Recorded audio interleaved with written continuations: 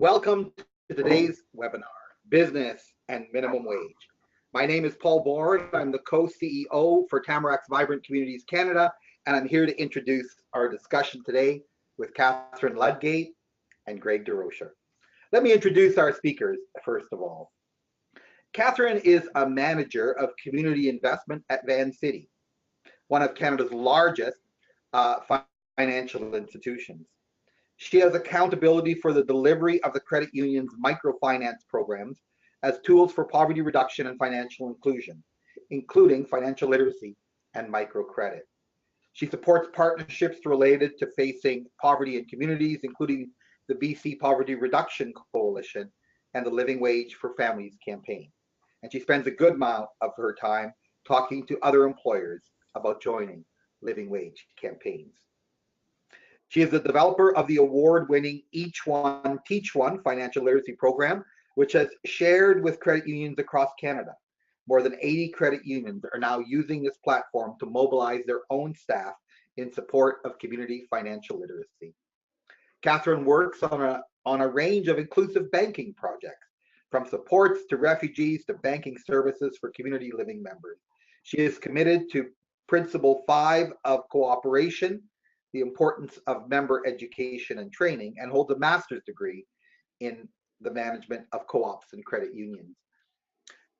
Catherine is also the chair and has been leading the learning community around the living wage at Vibrant Communities Canada.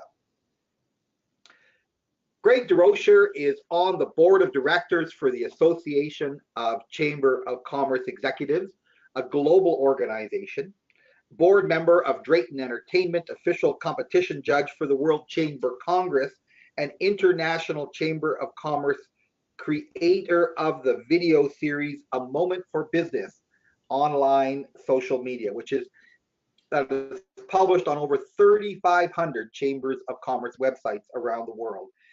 And he is a member of the Major Cities Council for North American's Chambers of Commerce. Really, we call Greg Mr. Chamber of Commerce, and has done a great job there. He also, of course, is the head of the Cambridge Chamber of Commerce, one of the largest and most innovative chambers in the country. In 2014, Greg was named Chamber Executive of the Year for Canada by the Canadian Chamber of Commerce Executives Association.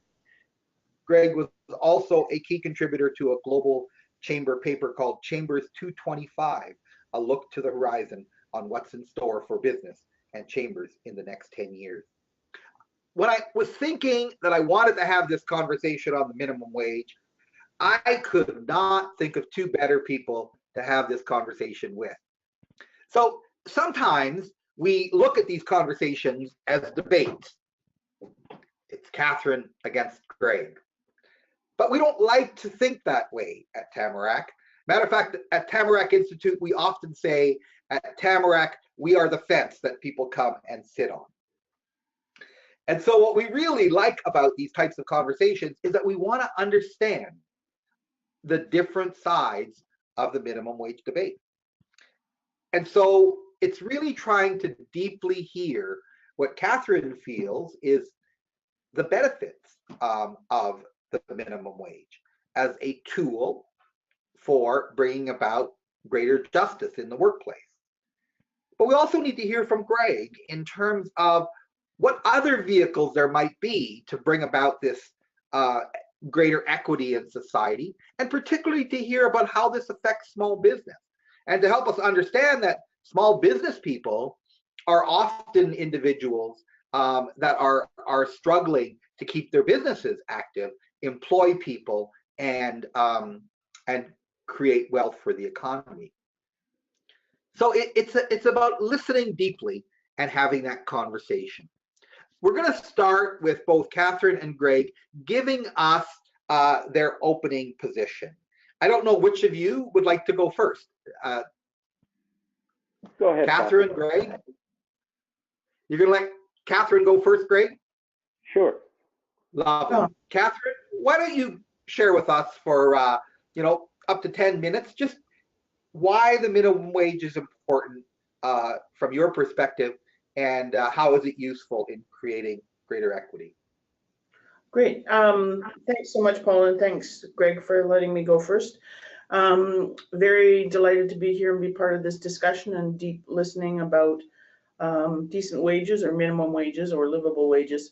So as you heard in Paul's introduction to me, I am a living wage employer at Vancity Credit Union. I consider myself a living wage activist and campaigner. And to sort of cut to the end of my remarks, I'll tell you that the tagline or the motto for the living wage campaign is that work should lift you out of poverty, not keep you there. So in a nutshell, that is my premise. So Greg and I are both interested in poverty reduction and building strong communities. I expect we agree on that, and that there's many other areas of commonality.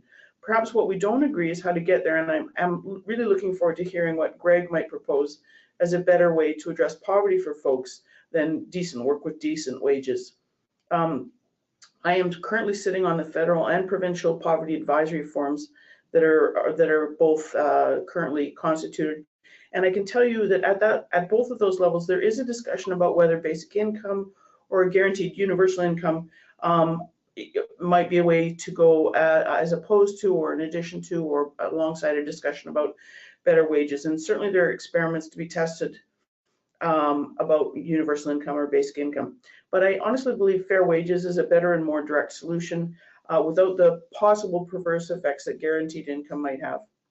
You know, Greg and I both have stats, no doubt, and I'll share just a few, but I'm not sure that the waiting around in our stats is that helpful in the discussion. But it's fair to say that Canada has one of the highest percentages of low-paid workers in similarly industrialized populations. And in BC, in my home province, there are about 600,000 people living in poverty, and the majority of them are working. They're working poor.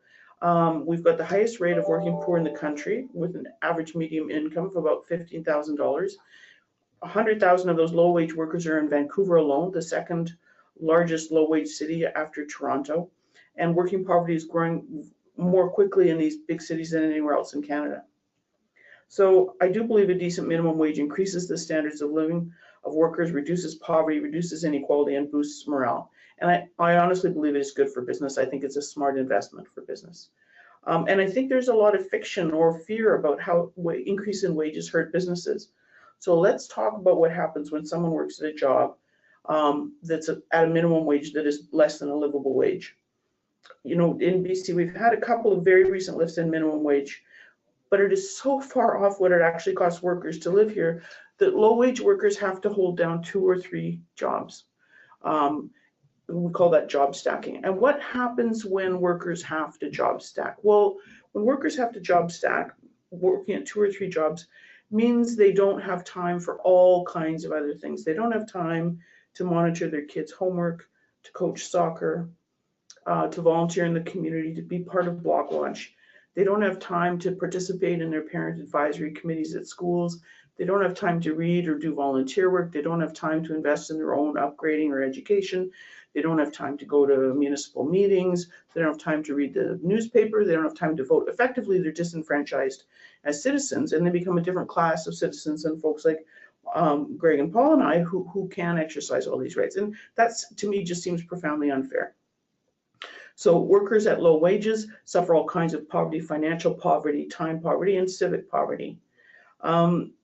And so folks like me that support a minimum wage or a higher minimum wage think there are unassailable benefits of the dignity of work that is fairly compensated. So what happens when a worker is paid a fair wage for fair work or a good or minimum livable wage? They've got money to reinvest, money in their pockets to reinvest in the local economy. They no longer rely on charitable or episodic interventions, but they can make their own choices and look after themselves. They buy local products and services. They reinvest in the local economy. They don't send money offshore or take fancy holidays or buy expensive cars or recreational properties. They get haircuts. They go for pizza once a month and they patronize the local hardware shop. In fact, they reinvest in local small businesses and help build strong local economies. And folks, most workers working in poorly paid jobs in retail are not students. They're not students living at home with discretionary jobs. Most are adults in their middle years trying to support their families. So here's another reason to think differently about how we treat workers and what we might call low-skilled work. let's ask ourselves, what contributions are these workers in our supply chains making to our own businesses? So let me tell you a short story about Queen Mary University in London. It's a large university with a significant student body and residents. The university had contracted out some large contracts to avoid the wages associated with unionized jobs on campus, effectively transferring the work of the cafeteria and residence cleaners to poorly paid contracts with a multinational. It was union busting, frankly. But what happened? Student health and student completion rates suffered. Why? Well, it turns out the person that has the most contact with a student on campus in the moments when the student is most vulnerable is the residence cleaner, who notices a student has not been out of bed or left the residence in days, or the cafeteria worker that notices a student has not been in for a meal for a few days. When the university connected those dots, they understood that in fact the cleaners and cafeteria workers were in fact frontline social supports for the students. And so, being in the business of training healthy students, completing their educations, the university reversed its position, contracted back in both of these services, and started paying a living wage to these workers. They understood the critical role that these workers had for the university and the university's production of its product, healthy graduates. You know, there's a new business voice in this mix, at least on the West Coast, a gazillionaire. Gazillionaire is a banking term, I think. Nick Hanauer knows the value of paying a livable wage, and he's one of the less than 1%ers. Nick says, you can't have poorly paid workers on one hand and expect middle-class consumers in the community. They are the same people. And if you want folks to make enough to reinvest in the local economy, you have to pay them enough to do this. Henry Ford knew it. Popular wisdom is that Ford paid his workers a livable wage so they could buy a Model T. That's frankly not it. That's not what his motivation was. He paid his workers enough to keep them on the line at his job, rather than deal with the churn that happens when employers don't pay enough so their employees could make ends meet. It's expensive churn. All businesses know that. And so the conventional wisdom in business is that bad jobs in retail are necessary to keep prices low and profits high. But that's also been proven to be simply not true, and it's a false trade-off. Costco is a great example of this. It offers its employees better jobs than its competitors, Walmart, all while keeping prices similarly low and performing well in all the ways that matter to business.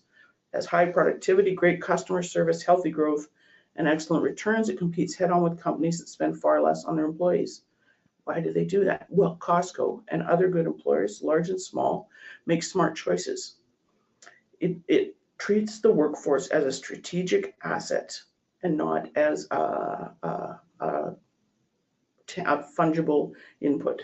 It invests in employees with the expectation that it's going to get more in terms of labor productivity and customer service in well-paid workers. It considers its employees a strategic asset. And if more companies were to consider this as a good job strategy, we'd have a different face of poverty in our communities. Employees would be lifted out of poverty. But most companies are wired to emphasize the short term at the expense of the long term. We all know, think of it this way, we all know exercise is good for us. It makes us stronger, healthy, and even smarter, and makes us live longer, and yet many of us don't do that. A good job strategy is exactly the same, to make the investments now that businesses can collect on over the long term. And so we need more companies to think about a good job strategy and to take the paradigm shift away from short-term profit-seeking mentality and do long-term thinking. And the vast majority of workers who will benefit from a higher minimum wage in this country are not kids, they're over the age of 20. The evidence suggests that higher minimum wage leads to lower turnover rates, meaning workers are more likely to having higher pay and more stable jobs. And it really, and I can tell you at the credit union, it saves money when you have workers that stay with you and do good work. There's improved productivity, increases in morale, and less cost associated with churn. And I believe minimum wage can be a really important tool for reducing poverty and income inequality. I'll leave it there, and let's go to my colleague Greg to hear his thoughts. Greg. Hi, Greg.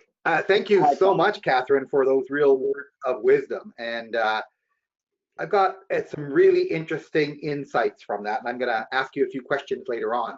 But let's hear Greg's side first. And as Catherine had said earlier in her comments, Greg, it's not that you disagree. It's just that you have a different angle and take on this. So we'll let you go.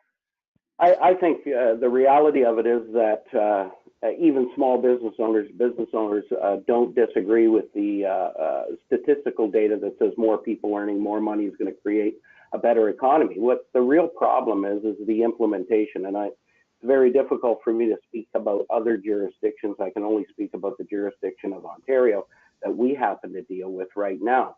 I think we were dealing with a bill that was brought down by the government, provincial government here, called Bill 148, and it was a comprehensive legislative change on the regulatory actions between whether it's labor relations or whether it's the Employment Standards Act here.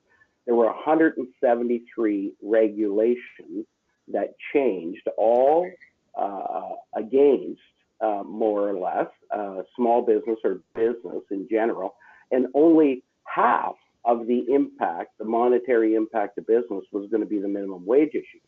And frankly, I think it was the shortest increase, the biggest increase in the shortest amount of time in minimum wage increase in any other jurisdiction. We had about 14 months going from $11.60 an hour to $15 an hour. And the real impact in that was what was highlighted through the whole campaign. But the problem was that in fact, employers, especially small employers, weren't necessarily as concerned about what the minimum wage was going to be, but how we were going to get there. And then the impact of these other regulations, these other 172 regulations, were going to have on their business operations and giving them a sustainable future. So when we look at small business, and that's the side of the table that I come from, I take out the equation of the Walmarts, the Costco's, the Starbucks, and all of those organizations. They cannot be compared to the vast majority of employers in this country or any other country in the world. 98% of all employer businesses in Canada are small businesses. That means under 100 employees. 70% of everyone that works for one of those small businesses. 80% of all new jobs created come from those businesses. So that means when you put regulation or legislation in place that's going to negatively or impact those businesses, you're going to have the greatest effect on employment in the future, whether that be growth in employment or loss in employment going forward. So I think from our perspective, we didn't look at it as much as a punitive impact to small business increasing to $15 an hour. We, in fact, I think for the most part, and even most of our small business owners would salute that and say, yes, as long as it's fair down the road, as long as everybody else has to do the exact same thing, that's fine. It's how do you get there? So when you look at small business, the complex of small business in our country, you need to take the statistical data as well and look at it from a small business operator's point of view. The average income for a small business in Canada, recognizing that 98.6% actually of all businesses are small in this country. The average income by an owner of one of those companies is $74,000 a year. A lot of people might look at that and say that's not minimum wage. And there's no question it is not minimum wage. But in order for that individual to have built that company, they've had to probably pledge all of their savings. They probably had to pledge their home. They have nothing in return. They don't get employment insurance benefits if their business fails. They don't get any special retirement plan as a result of it. Their investment in their business is generally their retirement plan. So when they look at punitive impacts of legislation on their business, they look at it from a holistic point of view and say, how can I, first of all, maintain my standard of living? And if that standard of living is $74,000 a year, how can they maintain that and still keep their business going, which employs the people that they want to employ? Because at the end of the day, they want to keep their business going. And I think, that really came to my conclusion that legislation, in order for it to be good legislation, it has to consider both aspects. The legislation needs to obviously address the working poor. There's no question about that, but the legislation also needs to protect the other side of the equation. That's really the employers of the nation, and making sure that they can adapt within a reasonable amount of time with the legislation they want to invoke on creating a better environment to solve this problem for poverty. The real issue in Ontario's perspective was our own government statistical data set that 8% of all people in the province of Ontario that were earning minimum wage were single income households trying to raise a family. So what they did was, and this is typical of government, they generally don't do legislation. They make bad surgeons, let's put it that way, because they don't use scalpels to do legislation. They use sawzall to do a legislation, and they take everybody out of the equation. And really, from my perspective, I look at it and saying this is not an issue that we should paint everyone with the same brush, because the Walmarts and Costcos of the world can, while they don't like it, they can adhere to the legislation that comes down. But the small business operator in our communities, and many of them, which are independent, self-propelled small businesses, have an incredibly difficult time at being able to deal with not just the minimum wage, but the other 172 regulations that are coming down. So I'll tell you one quick story. There's a small business in town that has 42 employees. The woman who owns this company came to me and said, Greg, the vast majority of my employees are not minimum wage workers. However, I have a lot of them that are at $15 an hour. About 30% of her employees were minimum wage workers. So once they go up to $15 an hour, which is part of the legislation, then those other employees who are already at $15 an hour are going to require a bump as well. The other regulations that came into place that are going to be the other 50% of her costs are going to impact her business, her annual business, to the tune of $193,000 in added input costs to her company. Last year, she had the best year she ever had with her company, and she had a profit of $43,000. So when you add $190,000 more in operating costs, input costs, to the tune that she now only profits $40,000, how is she expected to go forward and keep her business alive? So the only way that she can do that is she has to look at her most expensive input cost. And her most expensive input cost is the human factor, her employees. She needs to find ways where she could do what she does with less people. And that's what we're seeing all over the province, all over our community, where small businesses are now faced with having to deal with these exorbitant costs that are coming down as a result of this new legislation in such short order that they can't even do their business planning in time to catch up with the legislation. And I think, you know, while every single one of them say, look, the last thing I want is for my employees to suffer. I need them to be in good spirits when they come in. I need them to be productive workers when they come to work. I want to be able to take care of them, but I can't do that in 13 or 14 months. It's just purely impossible for me to do it. So they have only one choice, but to look to their staffing levels and say, how can I make those adjustments? I had breakfast this morning with an individual. We talked about this a little bit, and he is actually managing a larger company and has absolutely no impact because, from his perspective, on the minimum wage, because he has no employees that earn minimum wage. In fact, his lowest employee is at about $23 an hour. So this will have absolutely no impact to him at all. However, there are two impacts that it did affect him. One was at his own home, his son and his daughter. Both of them, one of them actually lost their job as a result of consolidation of work effort within the small business that his son worked at, and there was no room for him, so he had to lose his job because there simply wasn't the money to go around to pay as many people as there was in the past. The second one was his daughter, who works part-time as a student.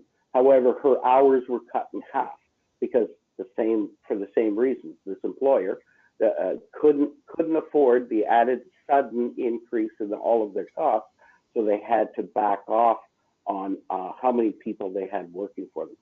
And the third one was probably the most impacted from my perspective.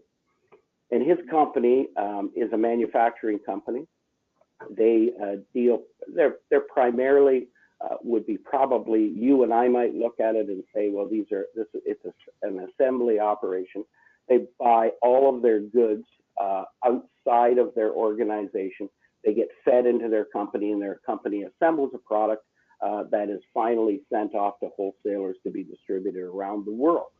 Well, part of the problem that they're having is that some of their suppliers are coming to them now saying, as a result of the changes in the legislative requirements in the province of Ontario, we are having to put increases on the products that we give you.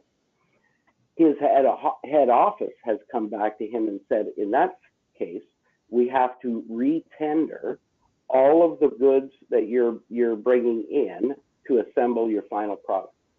The real problem was, out of 14 tier 1 suppliers that had to refile, 9 of them are now going to be shipped from the United States because they were the winning tenders on the retender of the products that this company was using. The real problem is there's 9 other companies in the province of Ontario that are going to lose the contract they had with this employer. What effect is that going to have to that particular business? I think Canada, to some degree, and more particularly maybe Ontario, from my perspective, is we're extremely close to our competition south of the border. A lot of businesses in Ontario are extremely dependent on international trade. When we're competing in other jurisdictions that have exactly the same legislative requirements, we don't have any problem. Where we compete in jurisdictions that don't have those legislative requirements is where we have the problem. And I think from my perspective, where I'm sitting on my side of the fence dealing with employers, what employers want is fair opportunity to adhere to legislation. They want to be participatory in the decision-making process. They don't want it to be hamstrung on a goodwill by a government to do it. They actually want to participate in good constructive legislation that's going to help them build their business over time, create and generate more wealth in the community. And I think a lot of time government and advocates for poverty reduction don't look at this as an issue where they want to work with business. They look at business. They channel their efforts towards some of the bigger companies that are always in the news as being these terrible employers, when really the vast majority of employers who just want to do the right thing, they employ their neighbors and their friends' kids and their family members. They employ people that are close to them, and they want to have those good relationships. But when legislation comes down that impedes them from being able to do that, where they have to make terrible decisions, I think that's where they're caught in a bind. They start to dig their heels in and get maybe to some degree, from the advocate's perspective, they get unruly with some of their comments. I think the reality of it is we have to look at what business means to society. And I tell this story all the time when I talk to government officials. If you were to have a machine in your basement that once a day you were allowed to go down into your basement and crank the handle, and a $1,000 bill came out of that machine, and you were only allowed to do it once a day, and what would you do then to protect the integrity of that machine so that every single day you went down in your basement, you could crank that handle and a $1,000 bill come out? My suspicion would be you'd make sure that there's always grease in the gear so the handle would turn smoothly.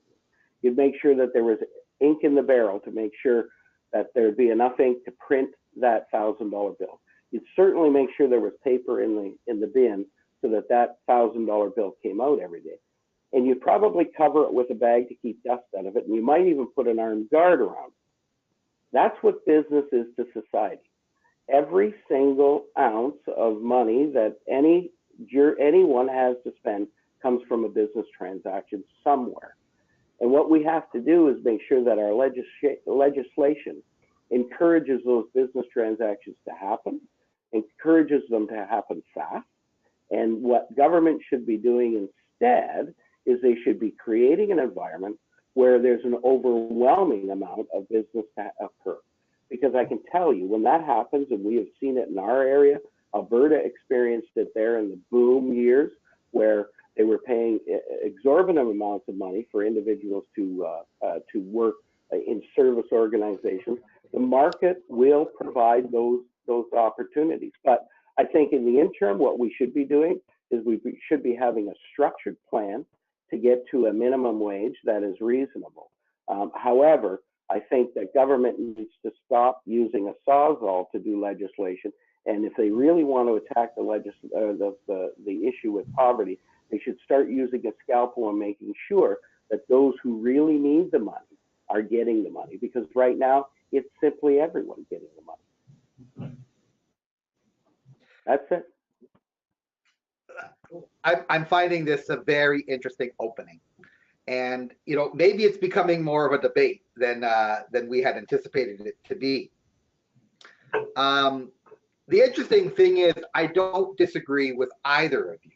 I have questions on both sides of the table. And essentially, Catherine, I found your example of both Costco and the university, those two examples, compelling. You know, and we often ask this question: if Costco can do it, why can't Walmart? But Greg, in a sense, is saying, look, we got to take that out of the equation. When 98% of the people who work in companies that are small businesses, or 78% of workers work for 98% of the employers, which are small business. The question is, how do we create legislation that's good for small business? And actually, you probably would say, of course, the majority of your clients at Vancity are probably small business. I wouldn't say the majority, but there's lots of. So you want good conditions for small business. And Greg, I don't think you're saying that you don't want people to get a fair wage. You don't disagree probably with almost anything that Catherine suggested. But we have a little bit of a stalemate here. And that stalemate is actually based on how do we create legislation that is good for the worker and the employer. And it's too simplistic maybe to say it's just money, right? And maybe that's where my argument comes down, where I do say it's just money. Isn't this just an inflation issue? We pay people more, and over a period of time, it gets passed on to the consumer, and the consumer pays more for their product. But in reality, we're redistributing wealth. Employers don't necessarily get wealthier, but they're not supposed to get poorer either, right? The economy is supposed to be able to absorb this. So I guess, Catherine, I'm going to ask you, and Greg, I'm going to ask you to walk in the shoes of the other. So Catherine, how do we implement good minimum wage policy that, from your opinion, would also be good for business? All right, and how can they survive? And Greg, if we were to implement this well, what would you suggest would be the best way to do so? Over to you, Catherine. So thanks, Paul. Yeah, I appreciate Greg's observations very much, and I'm an employer as well. I work at a large employer, but in my day-to-day work, working with and advocating for the Living Wage Campaign, I can tell you that most of the employers that have joined the Living Wage Campaign in BC, and there's over 100 now, most of them are small employers. BC is a small to medium-sized employer economy, much more so than Ontario or Quebec, which have large industrial bases. We are a province of small, medium-sized businesses. I think it is a complex debate, as you've identified, Paul, and I appreciated the Sawzall analogy actually very much, because there is lots of messiness here that could be sorted out. You know, perhaps the time frame in Ontario is too short. Perhaps it's simply too short. The newly announced increases to minimum wage in BC that came out of our own Fair Wages Commission that follows Ontario and Alberta is a much longer time frame, to the dismay of many poverty activists. There is a new approach to increasing to $15 here in BC, but it's longer than Ontario's for sure, and maybe that is the right approach. But I think it's important though to understand that employers and workers are not two different bodies of folks, right? We're all citizens together. We're all community folks together, and you know, frankly, we're seeing across the country really failures of good public policy, which can in fact be addressed and solve for poverty through the pulling on a number of levers. So by extension here, the difference between a minimum wage of $15, if that's an aspirational goal, and what a living wage is currently in BC or in Nova Scotia or in any of the communities across the country where a living wage is around $20 as compared to the $15 aspirational minimum wage. You know, the cost, that $5 difference between a reasonable, what I think is a reasonable minimum wage, and the living wage, the living wage is simply what it costs people to get by, right? Just what it costs people to get by. $5 of that is made up by two important deficits in public policy: the lack of universal affordable childcare, and in my home province of BC, the copay on medical insurance premiums. Now, our province has said they're going to get rid of that copay, but not for another year or so. That's worth $1. The lack of universal affordable childcare, which frankly would benefit not only employees, but employers' owners, right? We would all be better off if there was universal affordable childcare, if there was a bucket of public policy that supported each of us as citizens. And I think it's really important, like, we can't disentangle the need for other public policy inputs from the debate around what would make a good and livable minimum wage. And then I think at the end of the day, while I appreciate that, you know, small businesses are, their average income is $74,000 a year, according to Greg, and small business owners work hard. That is true. That is true. Little mom and pop operations that are employing 2 to 5 people are working incredibly hard. But I would also say there's something broken in a business model that says it's okay to employ workers at less than it takes those workers to live. There's something broken in that business model. And some employers need to be brave enough and step up and lead, and others will follow. Some of the first employers into the Living Wage for Families campaign were small little employers, because they knew that moving to a livable wage model meant better productivity, that there were real cost savings in paying people more.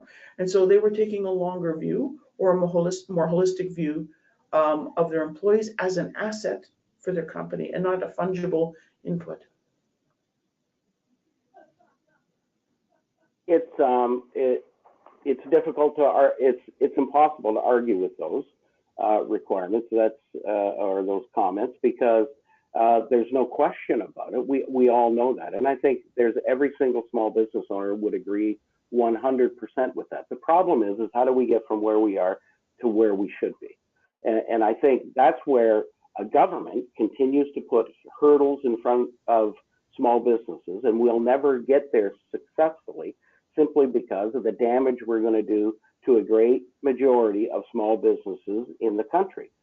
Yes, they all will survive, but they'll only survive because their competition's gone out of business as a result of that. And when I look at these large companies, Starbucks is a really good example, and leading the way and saying we're going to pay a better wage for our employees. Really, what they're doing is they know that as government follows with legislation, their competition is going to be slowly narrowed and weaned out of the way. That's exactly what they do. If you think that the shareholders of a company like a Starbucks or a Costco are going to sit back and allow the company to go into deficit as a result of that, they're just not going to do that. They're making sensible business decisions on the long term that are going to be of an advantage, a monetary advantage to them. The real problem is the small mom-and-pop organization, which is the vast majority in most communities, the small local employer might be doing international business. The problem is, what can they get for their product or service that they're offering? And they can only equate that based on how much they can get it produced for and how much it's going to cost them to get it to market. And when you start to play with that number, then it makes them not competitive anymore. And they're the first ones to bail out because they're the closest to the wire from their banker's perspective, from their own personal perspective. They're the closest ones. And so what they try and do is they try and survive. I talk about small business corporations, especially if you're incorporated. You've got this company that is really driving the owner's response to absolutely everything that happens. There are no gray areas from a corporation's perspective. It's black and white. You've got to bring in more than you spend. And that's just the way it is. It's Catherine, you're in the banking world. You understand that absolutely completely. And what employers are forced to do is to follow the commands of that business, that corporation, that says you can't pay out more than you bring in every year. So the reality of it is when legislation like this happens and gets plopped onto the laps of small business owners, they look at it and their first reaction is, where can I cut costs? Their first reaction is never, how can I charge more money? Because they know their consumer base at this point. Yes, maybe down the road, they can inflate their prices and make this up, but immediately they just simply cannot do that. And that's where they have to look back at the easy angle to deal with that. So I think from my perspective, if I was sitting in the shoes of an advocate promoting this, I would be encouraging government to look at a guaranteed living wage and saying, no, we're going to make sure, we're going to figure out how we can extract through taxation or whatever an amount of money and target those individuals that are earning poverty levels, who are raising families on single income, and trying to address that. You know, right now, $15 minimum wage in the province of Ontario, taxes went up by $500 million, $500 million more in taxes. Why would those $500 million have to go to the federal and provincial government? Why couldn't that money have been diverted to those who are struggling to raise their families on a minimum wage, whether it's $11.60 an hour or $15 an hour? It seems preposterous that a government would institute legislation and take an extra $500 million in revenue to themselves. I think it just doesn't make any sense. If there's truly 8% or 9% or 10% of those earning minimum wage who are trying to raise their families and living in poverty, we're all obligated. The other 90% of us are obligated to find a solution and take care of those individuals. The problem is government legislation and increasing minimum wage is not going to solve the problem for them. It's just going to compound. It's just going to make the problem at a different level. We need to focus in on that sector of the population that's not earning enough money to raise their families, and we need to take care of them. That's true poverty reduction strategy. Catherine, just response to that last piece around legislation. And, obviously what Greg is suggesting is he's suggesting that all the burden is being put onto small business and that the burden should be shared. And, you're probably also an advocate for the guaranteed basic income. What the difference between a guaranteed basic income and a minimum wage increase? Paul, I would say that I am likely an advocate for a guaranteed annual income or a guaranteed minimum income, but I think there needs to be more understanding and very careful policy analysis of what that might mean, because there are insidious or perverse opportunities for a guaranteed or a minimum annual income to have consequences that we didn't anticipate. We've got such a patchwork now of credits, the working income tax benefit, various childcare benefits, a whole patchwork of benefits that are designed to offset low wages in this country and people living in working poverty, that if we were, and I think it needs a lot more study, and I'm glad our province is embarking on a study of an annual minimum income, but my fear is that done clumsily, a guaranteed minimum income or universal guaranteed basic income, without understanding the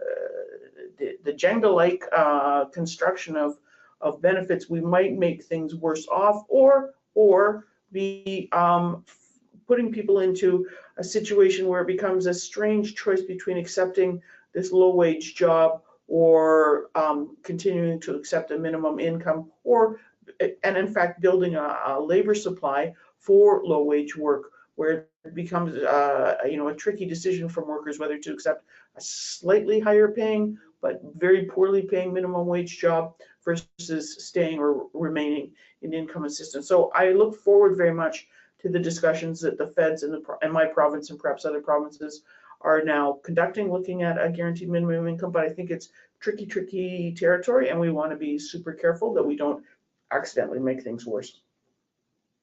But just, this notion that Greg is offering, that he feels like, it's so easy for government just to say, increase the minimum wage, business will pay for it, right? And probably our argument is, well, we didn't think it was business that was going to suffer.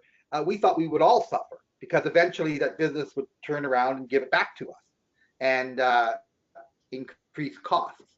And I think what Greg is advocating for is, is there a way of business sharing in that cost, but not necessarily being given the full burden? Am I hearing you right, Greg? I think you're exactly right. I think business absolutely wants to do its part, but what we're really seeing, and I think I conveyed this to you, Paul, in one Facebook chat that we had. There was a young girl who was faced with the notice from her employer that as a result of the changes effective January the 1st, unfortunately, she was going to have to be laid off because she didn't have the tenure of the rest. She lives at home with her parents. She left high school at 16 years old because she was pregnant. She's now raising her son in her parents' basement.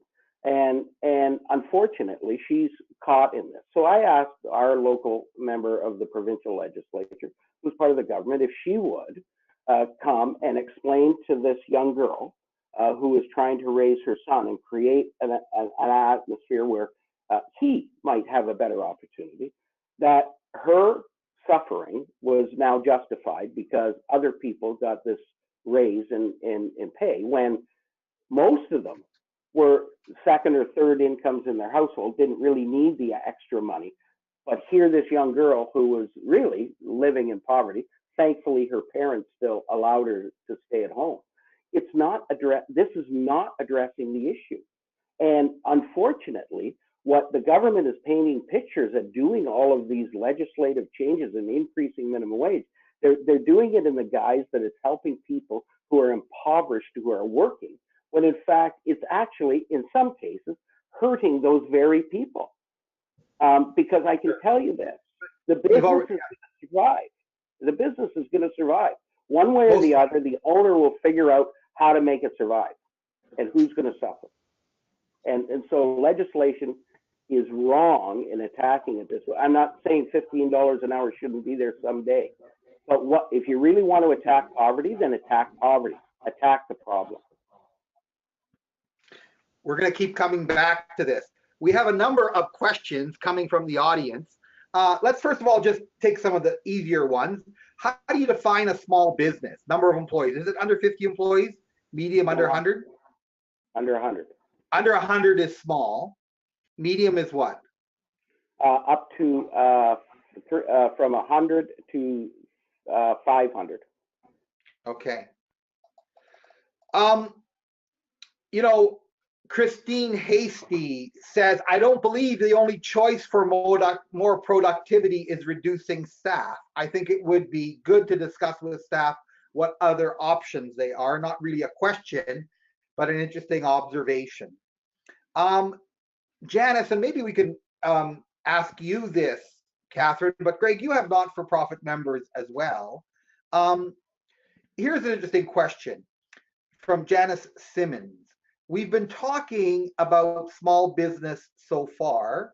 Can you also comment on the nonprofit experience, which is similar, employing a lot of young people and do not have additional funding to support the increases? Families still need the service, so there is no room for tax cuts. What have you seen the implications of a minimum wage, Catherine, for not-for-profits? And just to let the audience also understand that, use your chat box, send us as many questions as you have, and let's keep this discussion going. We have another 10 minutes or so. Catherine, the not-for-profit. Yeah, no, so I love this question. I really love this question. I would say, again, referring back to my own experience in the living wage campaign here, some of the earliest adopters were not only small businesses, and I'm talking under 10 or 15 employees, but were not-for-profits, who saw and had, good vigorous debates around the boardroom table, the critical importance of walking the talk of paying a living wage to their own employees as part of their own social change agendas. And I think the best example of this was the local chapter of the Canadian Cancer Society, who was not paying a living wage. And the vigorous debate at the board table, and the board members said to themselves, what will our donors think? What will our donors think if we take money out of direct services and start paying our staff more, if we move to a living wage among our staff? And remember, at this moment when they made that decision, the living wage was effectively double what the minimum wage was in BC. So that was a tough choice. And the board came to this decision as the Cancer Society, that living in poverty, that the social determinants of health of living in poverty are significant enough that it made no sense for them to continue to pay a poor wage, because poverty, in fact, is a carcinogen. And as the Cancer Society, they were beholden to pay a living wage to their own employees to reflect back to their membership, to their clients, to the community at large, that they saw paying a living wage as not only as a poverty reduction strategy, but as a key tool in the fight against cancer. So it became a health issue, huh? Absolutely. And that's the same thing that anyone at Upstream, that Ryan Miley's work in Saskatchewan would say, that the determinants of health, if you go upstream, if you start with different kinds of interventions upstream, you can avoid a bunch of very expensive downstream consequences. And I think that's also something that needs to come into the discussion and the debate. And employers recognize this, that if you pay folks enough that they're looking after their kids, that they're monitoring the homework, that they're coaching their kids, that they're able to do all those things because they don't need to job stack, communities are better off, not only today, but tomorrow and down the road, because those kids do better. They have better completion rates in school. They stay out of trouble with the law. They move on to college. Their health outcomes are better. And so that there are all kinds of downstream benefits from upstream thinking about some kind of full cost accounting of what it takes to build healthy communities. That's interesting. Well, I mean, and obviously that's government's role, is to always weigh those aspects. Fascinating comments, Catherine. And another really important point to make. Melody Barubi, hard time pronouncing last name there. I'm surprised the size of a business is based on staff numbers and not profit-based. Would profit speak more to a business ability to adapt to these legislative changes? Interesting comment. Question to you, Greg, from Christine Hasty is, you must have seen some successful experiences of people adapting to the increased minimum wage. And what kind of efforts have you seen that employers have made to work with their staff to find ways to enhance productivity to cover the increased costs? You must have some successful stories as well, Greg. Well, I wish I had some really successful examples. I did have success from one employer who I thought was it was an interesting approach. A small business, they have about 55 or 60 employees. He was faced with an added cost of about I think, $19,000 a month in added cost to his payroll as of January the 1st.